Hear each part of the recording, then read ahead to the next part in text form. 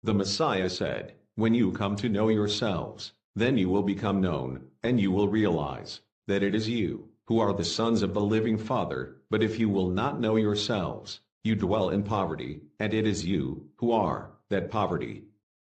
Magandang umaga sa inyong lahat. Hapon na. Happy Sabat.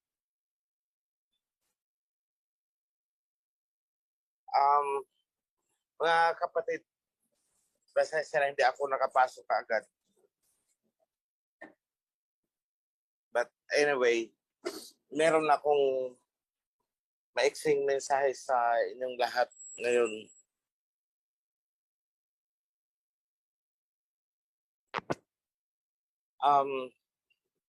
Gusto ko sanang ipaabot sa inyo ang pasasalamat una sa lahat sa ating Aba na sa nakalipas na bagyo still nanatili tayong ligtas. Kung meron man sa inyo dyan ang medyo nangangailangan ng tulong, alam na ng mga ating kawan social worker kung ano ang dapat gawin. So, andyan naman si Sister Shirley.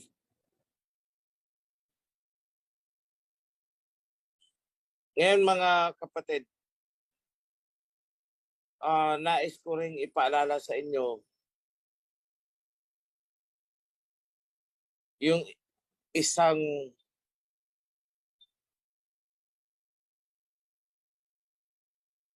bagay na bumabagabag sa akin dahil mukhang dumadami ang cases ng pagkakasala sa laman. Still,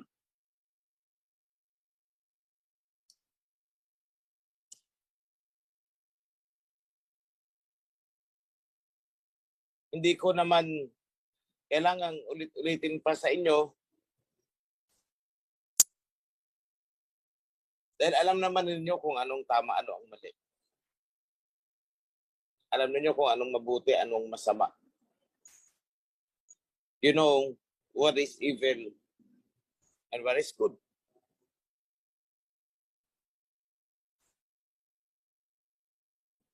So, parang nahihiya na akong ulit-ulitin pa sa inyo yung mga ganun, pero tuloy pa rin. May naririnig pa rin ako. But anyway, ayokong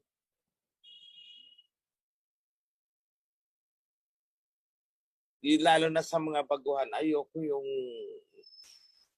maririnig na meron din palang ganito dito sa atin. But sa mga baguhan dyan na may ganyang iniisip, yan ang kaibahan. Kasi kung sa ibang grupo, nagtatakipan, dito hindi.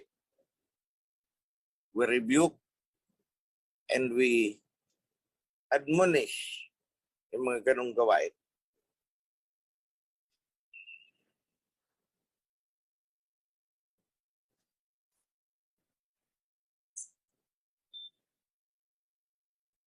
Gusto kong ipaalam sa inyo or alam ninyo, napapansin ninyo or titigan ninyo ang isa pang mahalagang bagay na baka unaware ang iba.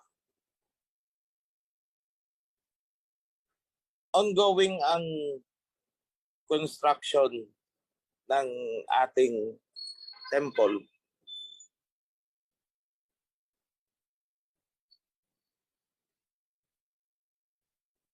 Last week, we had purchased 6M plus of materials. Last week lang yun, yes. And on Monday, we are going to purchase another more or less nasa 1.2 2.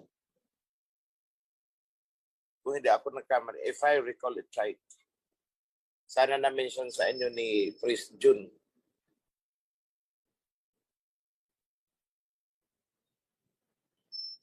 I had the budget focused or concentrated dito sa ating temple.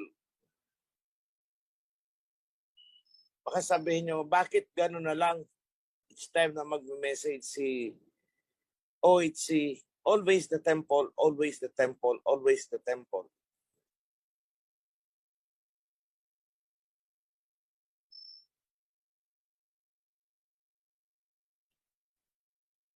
Sa mga hindi ganong na-appreciate yung value ng temple, yung kahalagahan niyan, ipaparealize ko sa inyo ngayon.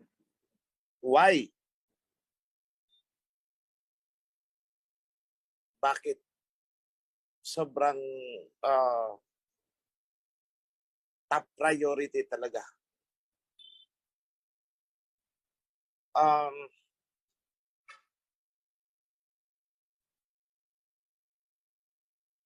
Hindi ko alam kung paano ito sasabihin sa inyo, pero baka isipin nyo masyado kaming nagmamarunong, masyado kaming eksaherado, o baka isipin ng iba kami ay nagbubuhat ng sariling bangko. Pero kung nakikita nyo lamang ang appreciation namin sa ginagawang revision, doon nyo din makikita kung bakit ganun kahalaga ang pagpapahalaga sa temple. Meron kaming mga nakikita na hindi nakikita ng mga ordinaryong, not ordinaryo, yung hindi pa nakakaalam. Ang ibig kong sabihin, pasensya na sa word na ordinaryo, yung maybe yung hindi talaga nagkakalkal. Sabagay, kahit ano naman talagang gawing kalkal, hindi makikita kasi natabunan nga eh. Ngayon lang yan na-discover. Kahit ako'y nagulat. Noon, nung pinipreach natin na ang Misaya sa muling pagbabalik ay tutuloy sa temple,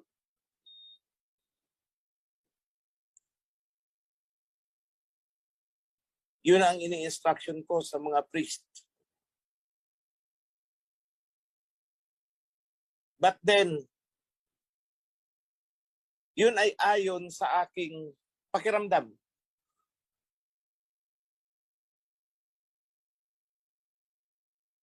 Wala pa akong nakikitang konkreto na word for word, wala akong nakitang eksaktong verse na talagang sa temple pupunta ang Misaya. Wala.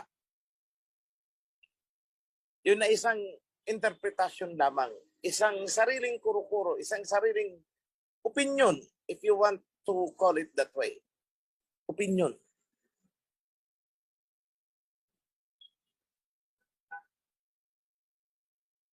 Not until 2 nights ago, na-reveal sa amin ang isa pang, siguro ko dinadaan-daanan lang natin lahat, hindi napapansin. Isang kasulatan ni Prophet Isaiah na sinang-ayunan din ng mga kasulatan ni Prophet Ezekiel.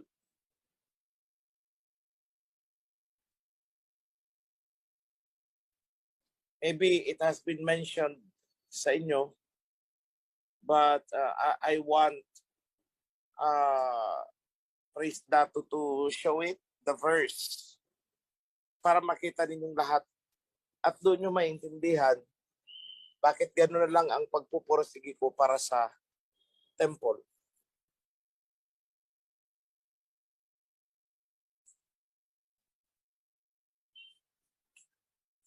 Marami kasi sa atin ang nag-aakala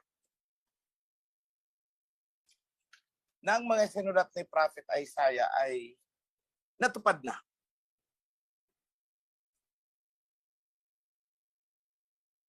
Ito ang sinasabi.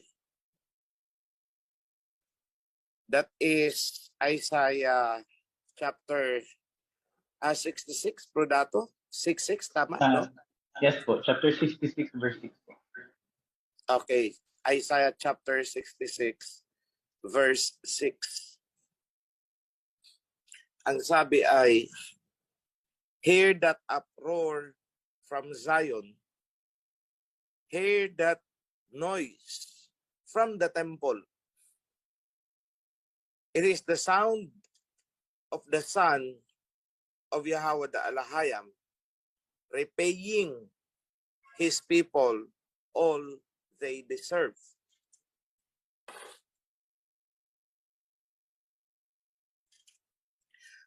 Mga kapatid, itong prophecy na to ay hindi pa natutupad. Dahil nung ang Messiah ay isinirang dito, hindi niya pa ginawa na magbigay ng rewards or i-repay yung kanyang mga tao, tayo, ng Israelites. Hindi niya pa ginawang magbigay ng rewards sa temple. Wala, di ba? Basahin nyo nung naandito siya. Yung mga Gospels. Never niyang ginawa na, oh, ito ang sayo, kasi this is what you have done, ito sayo. No. Nag-jibe ito sa Book of Revelation na ang sabi ay sa kanyang pagbabalik, ibibigay niya ang mga reward. And I will give you the crown of life, etc., etc. Pero dito, hindi natin ito napansin kasi sa originally corrupted version, ang nakalagay dyan is, hear that uproar from the city. Pero ito word for word, hear that noise from the temple, na andun.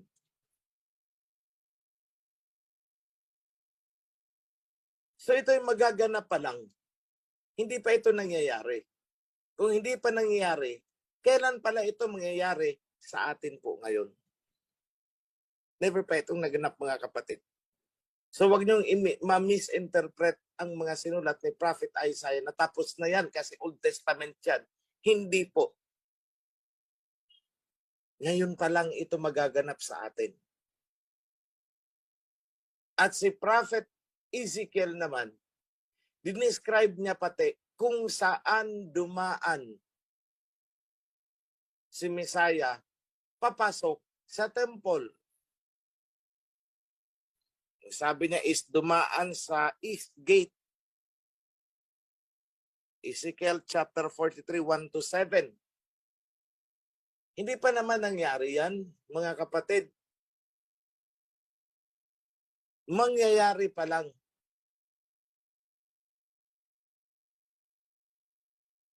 Noon, ang alam lang natin is yung sa Malachi chapter 3, verse 1. And the Son of Yahweh will enter His temple. O yun lang ang alam ko noon. Pero medyo may confusion sa akin. Kasi sabi ko parang hindi. Sinong sinasabing His? Si Messiah Yahweh sa iba o yung messenger ang papasok sa temple? Alin yung sinasabi dyan? Kasi His lang ang nakalagay eh. Pero ang premise is si Messiah Hawashai and the messenger will enter His temple. So although clear naman yun, pero andun pa rin yung pasubali sa akin eh, kasi takot ako magkamali eh. But then sa kutob ko, yun talaga, papasok sa temple. Pero I did not speak about it. Although may mangilan-ngilan dyan sa inyo na naging vocal at yun na nga ang pinipreach. Although sa priesthood is pinag-uusapan namin yan. Now today, we are 200%, 300%, 400% na ang Messiah ay papasok sa temple. Sino may sabi? 3 prophets na ang nagsalita. Prophet Malakay, Prophet Isaiah, Prophet Ezekiel. So ngayon, alam na ninyo kung bakit gano'n na lang ang pag-prioritize natin na matapos ang temple. Dahil bahagi po yan ng preparation. Now, it's very clear for me kung ano talaga yung role na pinagagampanan. Bakit sumulpot tayo? Bakit sumulpot ang OHC? Hindi natin ito ginusto. Pero hindi rin tayo makakatanggi, hindi maitatanggi na lahat ito ay nakaprograma sa Kanya. Bakit pumasok sa ating mga kaisipan? It's all because of this. Everything has been written. What has been written, it is what will happen. So, lahat ng pagpapagod natin, parang binuhusan ng baka pumasok sa ating mga kaisipan. Lahat ay parang nakaginhawa. We were refreshed to hear this message. Itong nakasulat na to. Muling nabuhay yung sigla. Lalong naging masigla, masigasig yung nasa pamunuan because of this. So hindi pala tayo nagtatayo lang ng temple for the sake na may maipakita, for the sake na may mapagtitipunan, but for the sake of preparing for King Yahushua. Yan po ang ating pinagpupurusigihan. So may kapatid tayo na talagang napakasipag mag-outsource. Nung nabalitaan niya that I have released 340 something mula doon sa naipon-ipon, sabi ko, sige, di naman yan akin. O ayan, release na. And also,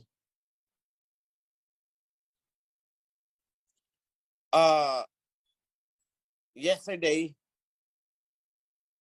another 300 something, nagpa-release ulit ako. Kasi napansin ko numinipis yung ating funding para sa temple. So yung isang kapatid natin kagabi, ayoko sanang pangalanan si Bro Kong, pero nadulas na ako eh. Bro Kong, pasensya na. So, he gave me additional funding. Bahala ka na. Pero tulad ng sinabi ko mga kapatid, hindi natin ito pwedeng iasa sa iisa, 2 tao, 3 tao, o 10 tao na talagang buhos ang pagpupursige na maitayo natin ang temple. I want everyone na tulungan kami. Ako'y nananawagan sa inyong lahat. We need your help. In one way or another. Habang tumataas ang cost of materials, nataon din na nasa second floor na yata. Pataas na tayo eh. I hope na ipakita na ni Prime. Pataas na po tayo. Nakikita na ninyo ang shape, how it will be pagkatapos ng temple. So, sa existing structure ngayon na natapos, more or less, mai-imagine na ninyo, mabivisualize ninyo, ganito pala, ito talaga katindi itong project na to. Yesterday, sina Priest Mark ay inutusan ko din na pumunta ng Pampanga to prepare, maghanap ng magsusupply ng mga kagamitan for the temple.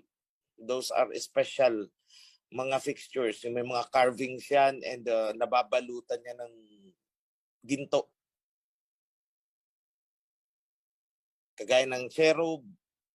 Yan, naghanap na tayo ng mga sculptor na gagawa nun.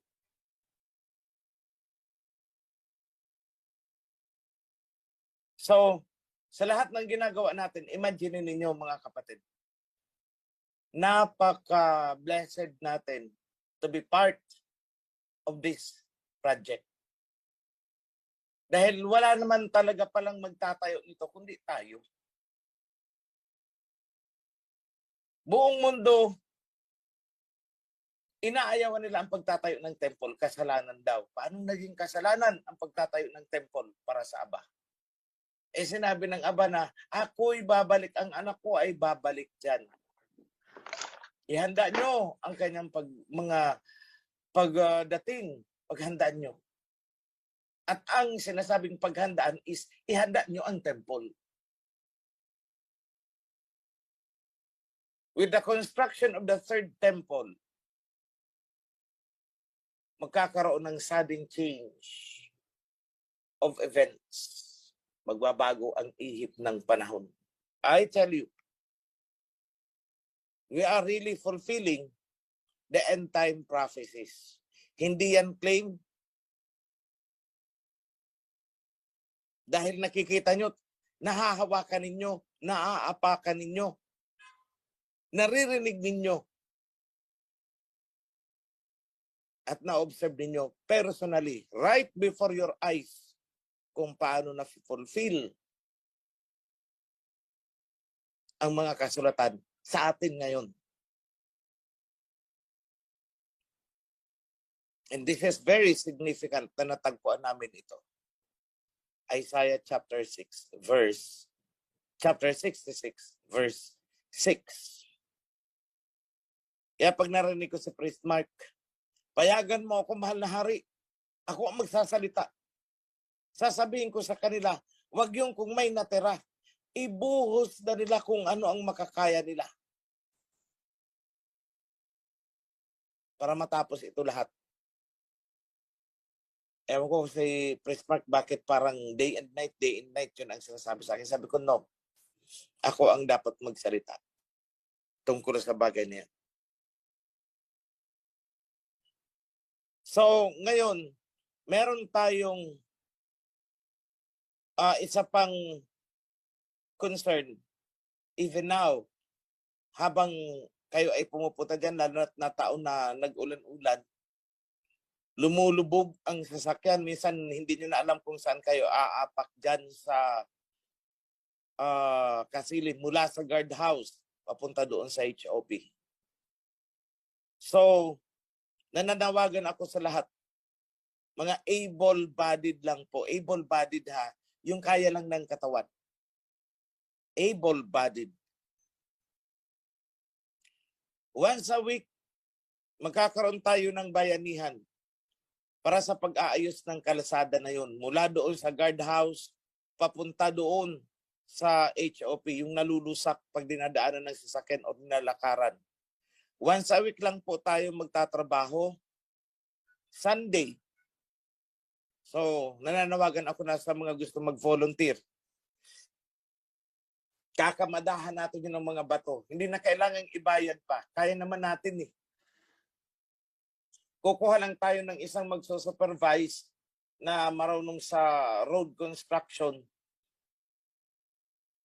O kaya isa pa doon sa magmamasa ng semento. But the rest, mga pagpapala-pala, pagdadampot ng bato, pagtatambak, tayo na yun. So nananawagan ako sa mga chapters na malapit dito. Or I am endorsing this to sino kaya pwede kong ito. I will let you know. We will let you know. Kung paano natin i-utilize. One chapter per week. So doon na mag-overnight ng Sabat, ng gabi. The following day, trabaho tayo. Then in the evening, uwi na. So hindi po tayo mag-i-stay in doon kasi wala tayong matutulugan doon. So ngayong na to, ngayong week na to, kunwari, bukas, makapagtrabaho tayo kunwari ng isang metro. Then the following week, isang metro na naman ang nagawa. The following week, isang metro. Hindi natin mamamalayan, mga kapatid. In a few Sabbath siguro ko, sabihin natin, mga 3 buwan, 4 na buwan, tapos na natin ang kalsada. So, the more volunteers, the better. Pero as I had said, yung mga ano na lang, may kakayahan ang katawan. Then for the materials, yung iba dyan, kung kaya ninyo kahit isang sakong semento, sponsor nyo para doon sa kalsada. Yung may mapapagkunan ng graba, let us know. Grabe po ang pagtaas ng graba ngayon. So kung may mga alam kayong supplier na medyo mura, kailangan din natin yata ng mga panambak. Kindly coordinate na lang kay Priest June. Yung dati kasi natin na binibili ng 1,300 per cubic meter, ngayon ay 2,000. So, nai-imagine ba ninyo, mga kapatid? That is why yung projected budget, kailangan talaga nating, mag-adjust. That is where the headache comes in. Pero sige lang, kaya natin ito, mga kapatid. And we need to do this. Sama-sama, tulong-tulong. So, another thing na gusto ko pang kung nakikinig man ang mga concerned people dito, sana wag kayong masasaktan. Last week, may pumunta doon, hindi last week, this week lang pala na nakatalikod. Miyerkules, Martes. Ayoko naman bigyan ng kahihiyan. Pero, mga kapatid sa mga babae, pumunta doon at ang sabi ay kailangan daw ako makausap dahil siya daw ay pinapunta na doon ng aba kasi kaming dalawa daw ay nagmamahalan. Sabi ko nga sa naghatid sa akin ng balita, sabi ko buti pa siya, alam niyang nagmamahalan kami, pero ako hindi ko alam. Mga kapatid, lalo na sa mga babae, huwag kayong maghahangad ng extra mile, na extra closeness mula sa akin. That will never happen. Love me from a distance. Pero yung more than that, no. Love me within the covenant, by the spirit of the covenant. But more than that, nothing could happen. Hanggang dun lang. Kasi pag hinangad ninyo, matuturning ang inyong pag-iisip. Gaya nga ng paulit-ulit kong sinasabi sa inyo, ang dami kong gustong sabihin, ang dami kong gustong ituro. Pero hindi kakayanin ng inyong pag-iisip Kahit sa mga video ko noon, tingnan nyo, there are 2 or 3 videos kung saan binitawan ko, I have so much more to say, to tell you, more than you can bear. Nangyayari Tingnan nyo, parang ayokong isipin na nasisiraan na ng bait. There are 4. 3 or 4. Oh. Yung isa naman pumunta doon. Siya daw si Mariposa. Siya ay pinapunta ng aba. Siya daw si Queen Elizabeth III. At kailangang makausap ako. Kailangan daw magkakilala. Kasi kung ako ang king, siya naman ang queen. O anong gustong palabasin? Mga kapatid, nasisiraan ng bait. That is another lady. Meron pang isa, muntik pang hiwalayan ang asawa. At sa akin na lang daw, sasama. Mga kapatid, huwag niyong sisirain ang pamilya ninyo. Just because of your fantasy. That will not happen. I will not tolerate that. Hindi ako si King Solomon. Pasensya na.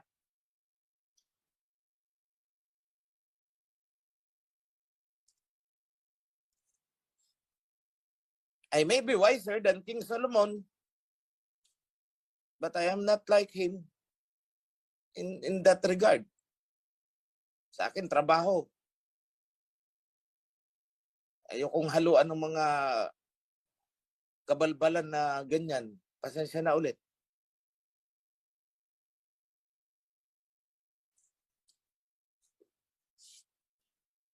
Oh, meron din yan. May mga ilan-ilan na feeling close naman sa akin. Gaya ng sinabi ko, kung gusto mo maging close sa akin, gumawa ka ng tama. Yun, magiging close ka sa akin. Pero the moment na iba na ang ginagawa mo, automatically, nawawala ka sa akin. When you are no longer aligned, wala na. Para kang pangsaksak sa, yung kuryente, di ba? May saksakan tayo, may sakit. The moment na iba na ang ginagawa mo, para kang in-unplug sa akin. Ganun yun. But the moment na tamang ginagawa mo, nandyan ka. You are supplied with energy. Gumawa ka ng sarili mong kilos, puputok ka. Why? Kasi hindi ka na nakasynchronize sa akin. Marami dyan, pumutok. Nag-short circuit. Kasi iba ang ginagawa.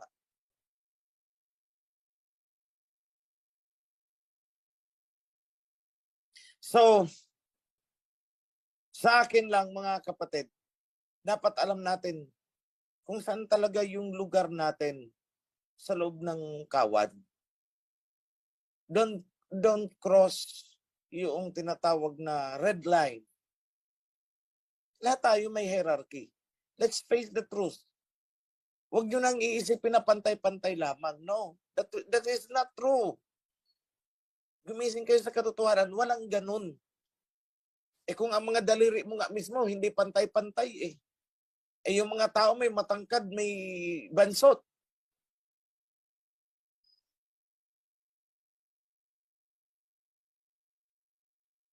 Merong may itsura, maganda, gwapo.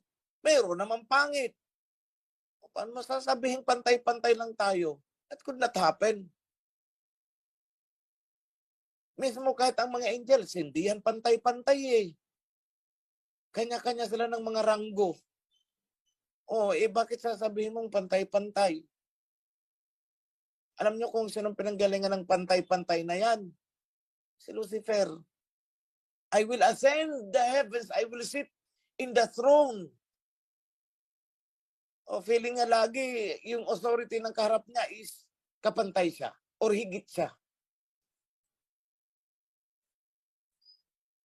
Sa mga nagkora-kora, saan sila ngayon? Bakit sila nalaglag? Kasi sa paghahangad na pantayan ako hindi nga pwede. Uuhan man kita noon, oo na lumalabas sa ilong. Yung pag-oo ko is in another aspect. Because kahit si Abaya Hawa, merong namumukuntangi sa kanya. Tingnan nyo. Ang sabi is, long before you were born, I know you, and I set you apart. I set you apart. Ibig sabihin, hindi pantay-pantay. Meron siyang itinatangi. Kasi kung pantay-pantay, hindi niya nagagawin. Bakit niya pa isi-set apart when he can pick up anybody? Di ba? So, huwag na pong hangarin ang pantay-pantay. Alam niyo, yung moment na maghangad kayong umangat na hindi tama sa panahon, hindi tama sa sitwasyon, yan ang magpapabagsak sa inyo. Kasi kung pantay-pantay, hindi niya nagagawin. Kaya nga ang sabi is, yung mga nagmamataas ay ibinababa. Yung mga nagpapakumbaba ay sila yung automatic itinataas. Actually, hindi itinataas, kundi automatic na tumataas eh.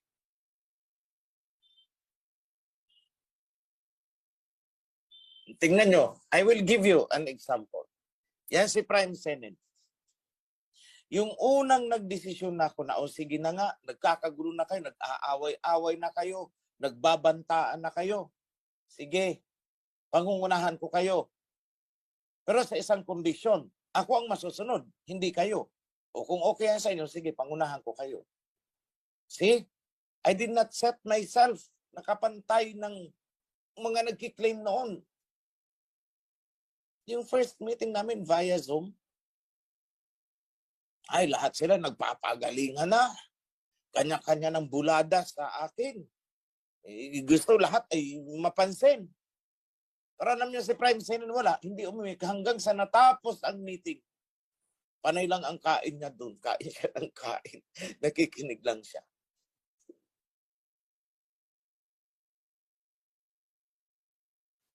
Hindi siya nagsalita, ako ay ganito, ako ay ganyan, ako ay ganyan. Bro, ito ang mga ano ko. Wala.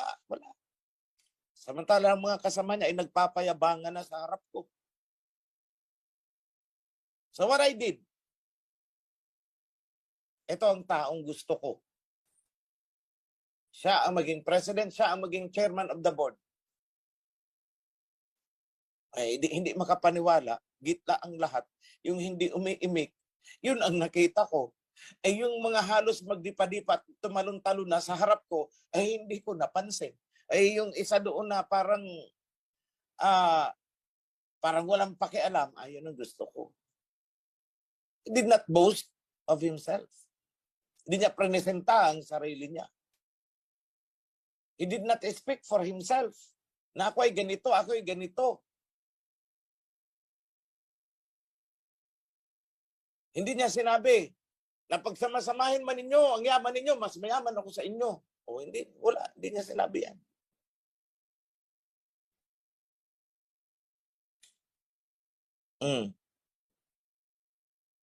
But there is one very specific time.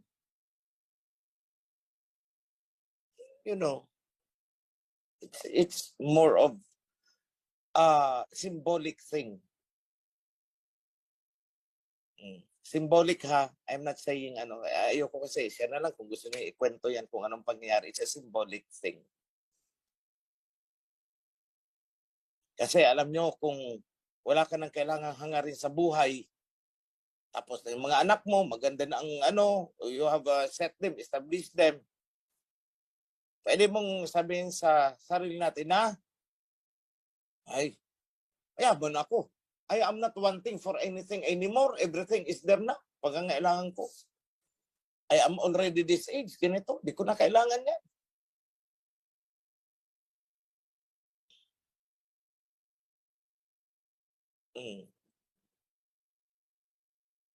So it's humility. Pagpapakumbaba, pagiging simple. That is what draws us together. Na nakita ko, ay, itong taong gusto ko. Mas maganda ang kalooban ko dito. Mas maganda yung maganda ang loob ko sa taong ganito. Meek. Pero yung lahat na ng pagyayabang sa harap ko, lahat na kiniklim, teka muna. Para hindi yata tayo magkakasundo niyan. Kasi sa ngayon, you are trying to prove yourself to me na ganyan ka. Time will come, gusto mo na akong pantayan. And time will come, gusto mo akong higitan. That exactly is what happened sa lahat ng nagkura. Kumuha ng mga alipores nila. Gusto maging in power. Kapag mga kapatid, hinangad ninyo na gusto ninyo maging in power, na maging mapunta sa isang posisyon, that is your first downfall. Sa totoo lang. Hintayin mo ang iba ang i-push ka. Hintayin mo ang iba ang mag-toast sa'yo. Hintayin mo na ang pagsisilbi mo for the sake of the covenant, ay kusang mapansin. At yan naman talaga ay mapapansin eh.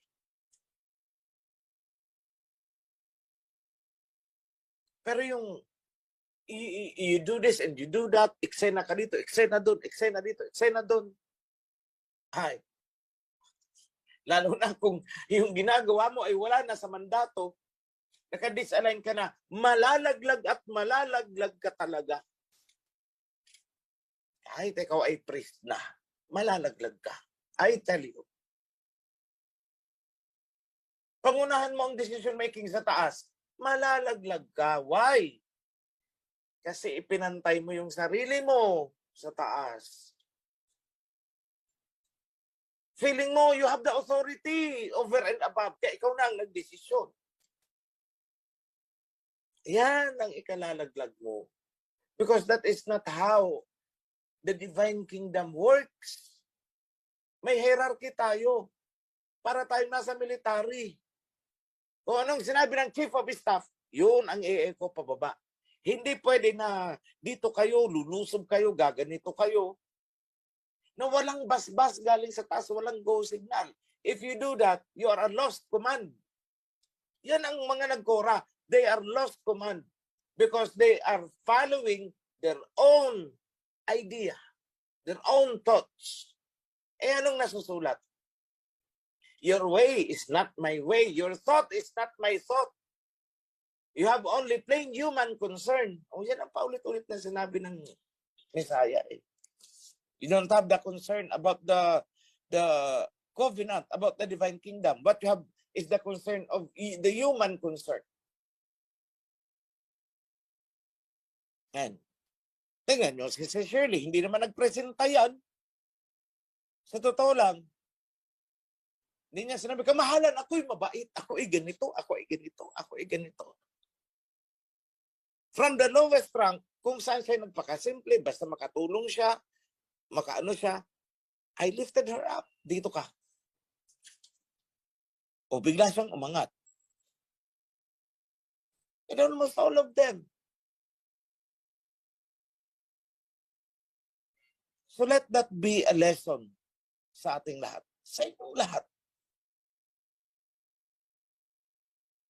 Oh, hindi naman sa pagbubuhat ng bangko. Ako nooy, sabi ko, aba, basta ako'y may pagkain. Itutuloy ko ito. May sumama sa akin, may sumuporta o wala. Itutuloy ko. Kung mag-isa na ako, mag-isa ako. Suportahan ako ng family ko. Salamat. Hindi kung hindi. Basta itutuloy ko to. Kung sa sidewalk ako pulutin, ako doon magsasapin ng karton. Let it be. Si Elijah nga noon sa tubig ay sa tabi ng ilog ng batis. Let it be. Kasi ako, ang hinihintay ko na lang, yung reward after. Trinamis niya naman eh. So yun lang ang ini-invoke ko kung anong pinangako niya. Na I will give you reward. Pero yung comfort, no, I did not ask for it. Inihanda ko talaga yung sarili ko sa kahirapan. Ikinondisyon ko ng isip ko, kung dito sa ganitong sitwasyon, let it be. Kutsain ako, let it be.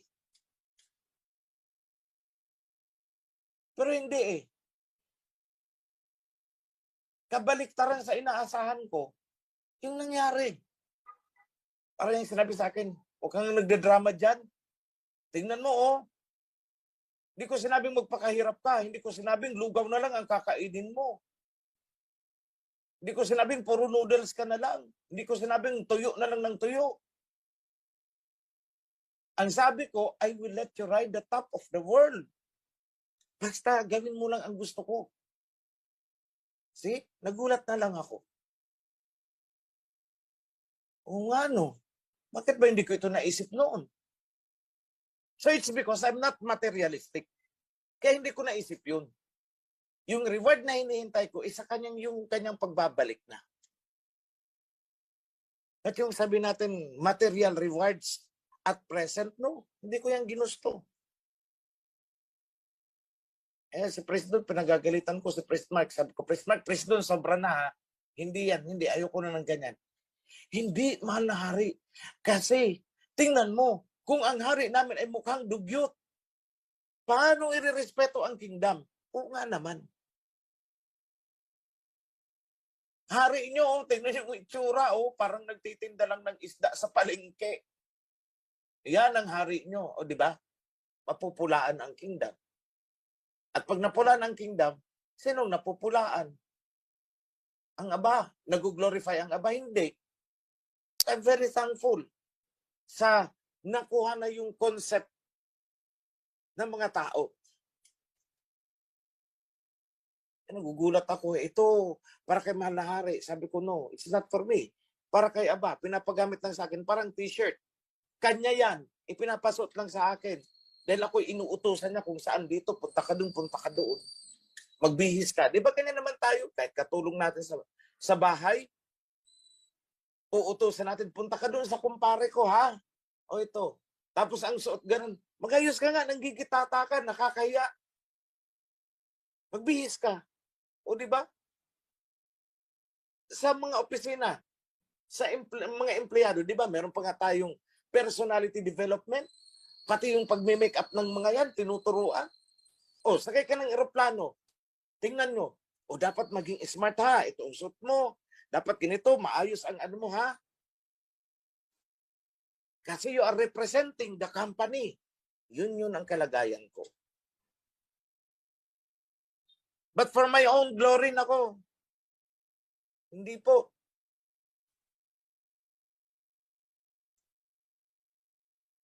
Kami Prime Senate, masaya na kami. Basta may kanggus doon. Pag pumupunta ako doon, President, tinapa, pako. Hindi po yung, President, darating ako ha. Gusto ko, meron kang ganitong palitsyon-litsyon ng kung ano. Lechon manok ang sinasabi ko. Prime, gusto ko may ganito. Ay, masarap ang ganito, Prime. Hindi. Yung taste buds ko hindi nagbago. Ganun pa rin. Huwag mo na ipakita, Priest Mark, yung pinicturan ako na nagpipiga ako ng tanglad. Naggulay ako ng tanglad. Naggulay tuloy ng tanglad. Naggulay ako ng langka. May sapin na tanglad. Yung tanglad, pinipiga ko. Ang sarap kaya. No? Still the same. Hindi magbabago ang taste ng isang tao. Kahit ikaw ay napakayaman na, kahit ginto ang kutsara mo, ginto ang pinggan mo, still, kung galunggong ang paborito mo, galunggong ang ilalagay doon. I tell you, hindi nagbabago. Sa mga kapatid, bago ako mapalayo, ako'y muling nananawagan sa inyo, umaapela ako sa inyo. Sa may kakayahan, hindi ko sinabing pinipigaw ko kayo, no. Lalo na yung mga pumupunta dyan sa Mount Zion. Nakikita nyo ang daanan natin. Once a week, magbayanihan tayo.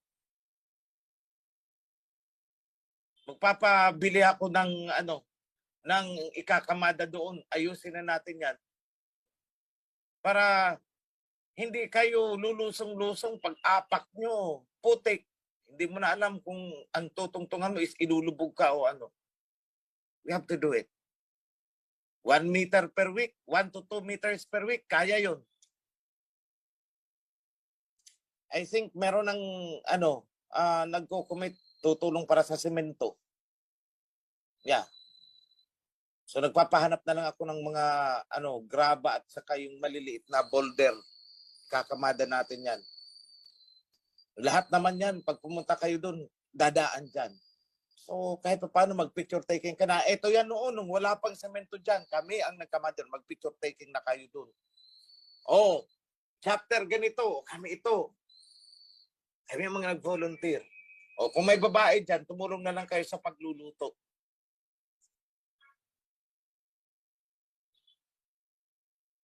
So, sa temple, hinihiling ko sa mga treasurers, sa inyong lahat, kunting higpit ng sinturo natin, wag mo nang gagastos ng kung ano sa local chapter ninyo.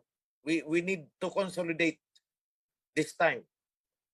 Although minsan makakarinig kayo may isang chapter akong There is one chapter na pinahanapan ko ng lupa ngayon kasi mawawasak na talaga ang chapter. Mula sa simula, nagkakagulo. Ayaw kong pangalanan kasi baka ma-preempt ang mga plano ko eh. Isang chapter yan. Hanggang ngayon, napakagulo ng chapter na yan. Bakit? Yan ang sinabi ko sa sisi noon. Kung gustong maging magandang takbo ng chapter, simulan mo ng tama. Kapag hindi mo sinimulan yan ng tama, magulo yan hanggang sa dulo magulo yan. Matigas ang ulo eh. Salamat naman at naandun na siya sa kura. Magtungkod-tungkod na lang siya. Di nakikinig eh. Tingnan mo, hanggang ngayon, pinapasa natin ang kaguluhan ng chapter. May instruction ako noon, walang magtatayo ng HOP hanggat hindi klarado ang kontrata kung ano. Kung hiram, ang tanong ilang taon. Kung renta, ang tanong ilang taon, dapat may kontrata yan. Wala eh. Ang iba naman na may mga may-ari ng lupa, mapagsamantala sa totoo lang. Kung nakikinig kayo, kayong mga nagpapahiram kuno na ayaw magkontrata, nagtitake advantage kayo. Nakikita ko ang puso ninyo. Kunwari pa kayo tumutulong. Ang gusto nyo makakabig. Yun ang totoo. Kunwari tutulong sa kawan. Ito ang kawa naman ang kawan kasi akala nga tinutulungan. Akala mapagkawang gawa. Kaya ayun, nabakuran o lahat na-improve, natambakan yung ano, etc. At dahil walang kontrata, ay, kinukuha na ng anak ko, pasensya na. Sa anak ko kasi ito eh. Pasensya na ha. Kailangan nyo nang umalis. Style mo, bulok. Ganid. Tumataba sa pagkaganid. Ang style ng mga ano eh. Bakit? Anong nasa kasulatan? Let your yes be yes and your no be no. Matagal ko nang tinatanong. O sige, kumbaga talagang mabait ka. Bakit ayaw mo ikontrata na 5 years kung 5 years, 10 years kung 10 years? Bakit ayaw mo? Kasi may plano ka eh. Na kapag na-improve na ang lupa, palalayasin mo na. Kaya ayaw mo ng kontrata. Yun ang totoo. Huwag tayong magplastikan ha. Kung nakikinig ka man sa akin, hindi po ako tanga. Style mo.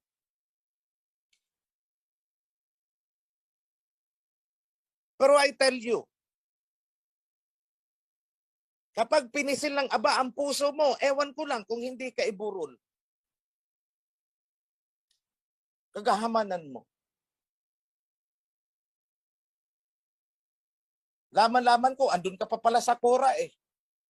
Anong balak mo? Pati yung kawan? I-infiltrate mo? No, that will not happen. Wala kang sariling paninindigan, Nonoy. Ha? Wala kang sariling paninindigan. Hindi mo alam kung ano talaga ang tama. Hindi mo talaga alam ang covenant. Kaya ang sinasabi, mag-observe ako doon sa mga kora, mag-observe dito. No, I am very jealous. Kung dito ka, dito ka. Cut your communication there. Ito, I'm warning, even the priesthood, pag hindi ninyo pinutol ang communication ninyo at nakikipag-ut-utan pa kayo dun, tanggalin ko kayo. Priesthood, ha? Attention. May nalalaman ako na may kaugnayan pa pala sa kora. Priesthood, ha? I tell you, tatagpasin talaga kita. Kala nyo ako, puro salita. Hindi nyo napapansin na pinangangatawanan ko ang aking salita.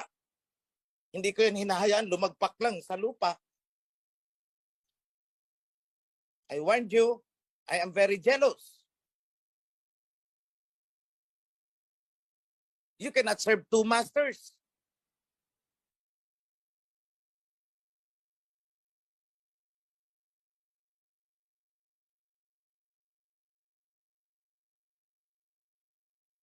You cannot serve the Alhayam while the desire of your heart is on the material things.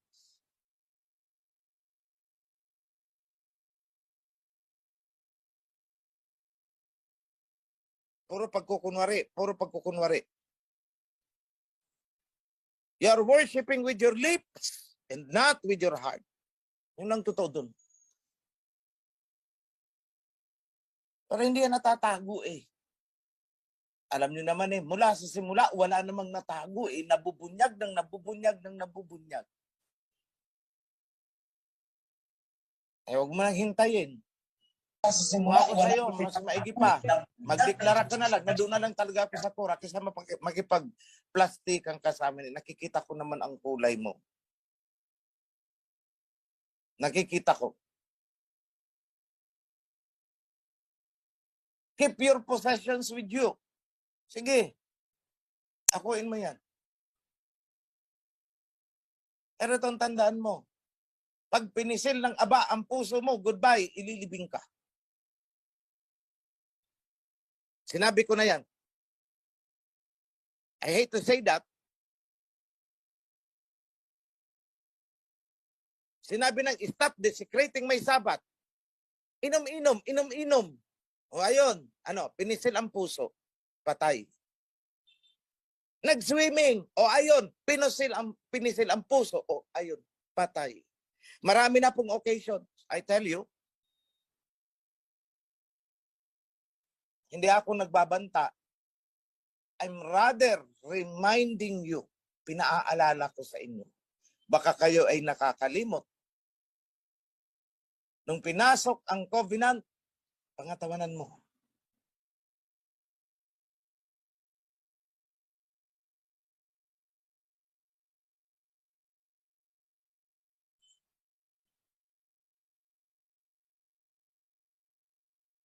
You sacrifice today, you have rewards tomorrow. Ganun lang naman ang principle eh. For according to your deeds is what you will receive.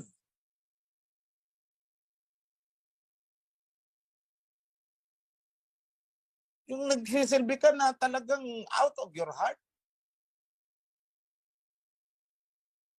I'm very thankful doon sa may mga lupa na pinahiram ang lupa nila. O ito, sige, 10 years gamitin nyo. Siguro na ka, sige 10 years.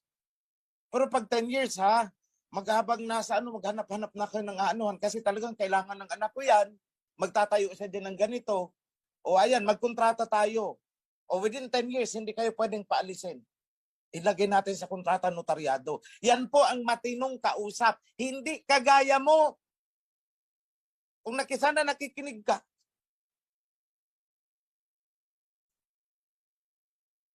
Sana kung matino ang pag-iisip mo at wala kang pag-iimbot, bakit hindi mo magawa yan? 5 years kung 5 years. Pirmado, may kontrata. Ayaw mo makipagkontrata kasi, sige, hayaan mo lang sila, mag-i-improve yan, di makikatiis yan. Pag binaiyan dyan, tatambakan nila yan. Mga 2 years, alisin mo na. Gawa na kayo ng kaguluhan. Magulo kasi kayo, kaya alis na kayo. Style mo. Pero actually, you are one of those who are making trouble there. Kunwari ka pa. Di naman natatago ang mga ginagawa ninyo. Kahit nakatalikod kayo sa akin, kahit ilihim nyo ng ilihim yan, kahit na andyan na kayo na lang, malalaman at malalaman ko. Time and time has proven that. Yung nagbubulungan nga sa kwarto bigla akong binuksan ang pinto. Anong sabi ko? Oy, kayo ha, nararamdaman ko yung pinag-uusapan ninyo. I'm warning you. Sabay, isara ko ulit ang pinto. Because I'm having a conference outside. Binuksan ko ang pinto. Oy, pinag-uusapan nyo. Nararamdaman ko yung pinag-uusapan ninyo. Then I shut the door.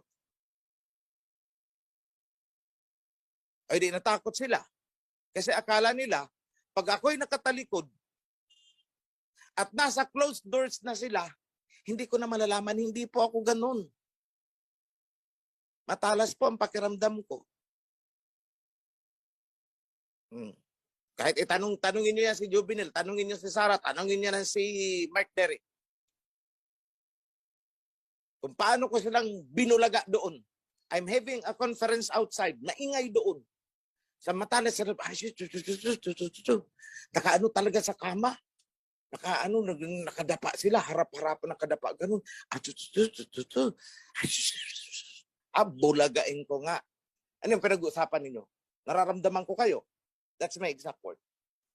Kaya kahit anong gawin ninyo, katatago,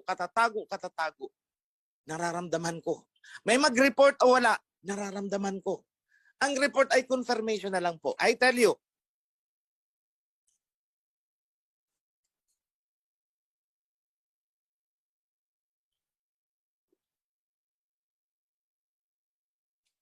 so para sa may mga hindi magandang pinaplano, pansariling plano, mag-isip-isip kayo, better pack up and get out of the kingdom. We don't need you here. Hindi naman kami paramihan eh. Huwag mo nang hintayin na itulak kita palabas.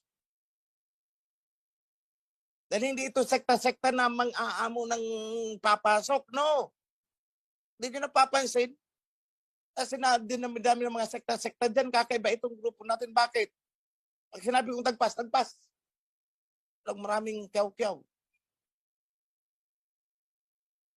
Eh, dyan say, bakit may mga ginagawa ng kabalbalan? Basta nagbibigay ng tithes, hindi matatagpas yan. Sa akin, nako, malabo yan.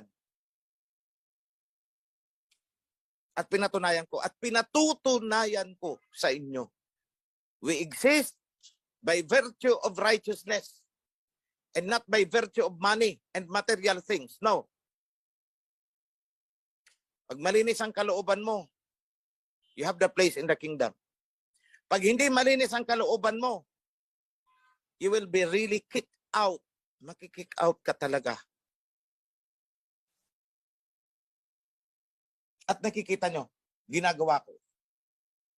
That makes us so different.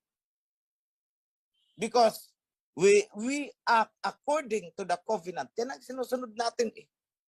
Hindi lang tayo basta nagbabanal-banalan. In fact, ayokong nakakakita ng akala mo kung sinong napakabanal. Tapos malalaman mo na lang, ganito pala ang ginagawa. Naku. It's a disgrace. May pang nakikita kong napakagalaw-gaw na tao. Pero mababalitaan mo lang, ay ganito pala siya kabait. Diba? Mas maganda yun. Kaysa doon sa akala mo naglalakad na, sabi sa amin, parang santa na hindi mapinturahan. Oh, yung rebulto daw na pipinturahan na hindi ko lang kagalaw-galaw. O, di ba? Banal-banalan. Tapos magugulat ka lang, ha? Nagawa niya yun? O, see? Ay nako, mga kapatid. So, wag niyong kalilimutan, we need a consolidated effort. Isa pa palang good news, nakalimutan ko. Kasi pag nasimulan ang nakalimutan ko. Yung Torah pala, isang book na lang ang natitira namin. Natapos na namin yung last time you heard we were working on Jeremiah. Tapos na po ang Jeremiah, tapos na ang Song of Songs, tapos na ang Proverbs. Kasi 4 doon. Ngayon, ang natitira na lang ay Psalms. Yun na lang ang tatrabahoin namin. Tapos na ang second reading from Genesis to Revelation, except for Psalms. Yan ang pagpuporsigan ng mga revisionists. Then, third reading is actually ongoing. Nasa Luke na yata sila. Matthew, Mark, Luke. So siguro kung tapos na ang Luke, baka nasa John sila ngayon ng New Testament. We could not rush things. Lalo na sa revision. Pagka tinatamad, pinakikiramdaman ko ang grupo eh. Kasi still, we are human flesh. So may mga panahon na parang mabigat ang katawan mo. Natural yun.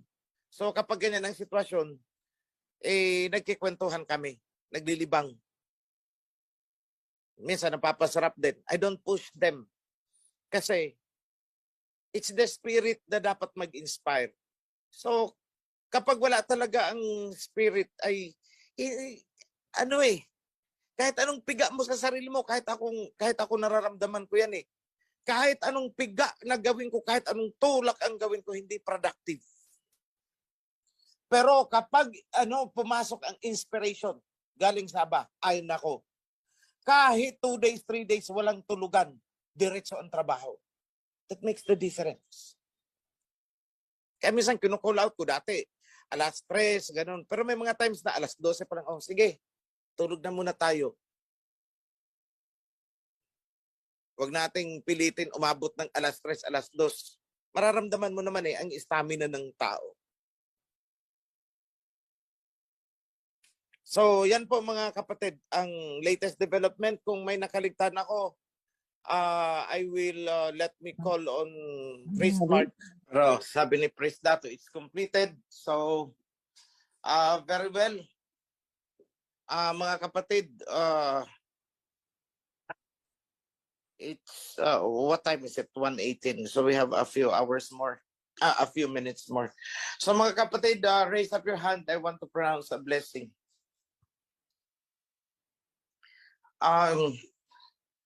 Sa ngalan ng ating Aba Yahweh and King Yahweh Shai, I pray and I extend this blessing sa inyong lahat, mga kapatid, mula sa Prime Minister hanggang sa mga volunteers natin, hanggang sa mga officers, at hanggang sa household ng lahat ng kapatiran na sa ngayon ay naririto sa atin. Kasama din yung mga kapatid natin na kung sa anumang dahilan ay hindi nakapasok sa Zoom, kung may karamdaman, nasa mahirap na sitwasyon, let them be included in this blessing. I pray and I bless, I extend the blessing for safety, kaligtasan ng lahat, lalo na't ngayon na napapadalas ang ating mga bagyo, mga sakuna. A good health, maayos na pangangatawan, mga pangangailangan na natutugunan. Hindi man karangyaan, mga pangangailangan na lang sa buhay.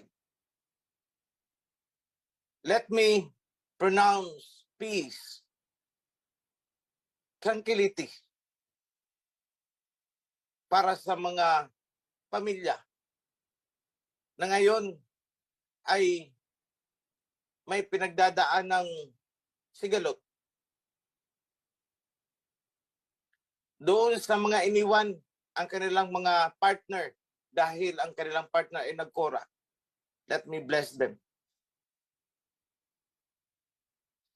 Para sa mga chapters na may pinagdaan ng mga sigalot, let there be peace among you. Unity and strength. Mabuklod-buklod tayo sa ngalan ng covenant. All of this as we prepare para sa pagbabalik ng ating Messiah, King Yahweh Shai. So let it be, mga kapatid, lahat tayo, wala na sanang mamawala. That I pray and I extend the blessing in the name of King Yahweh Shai, our King of Kings. Yada. Be blessed, mga kapatid. Shalom. Happy Sabbath.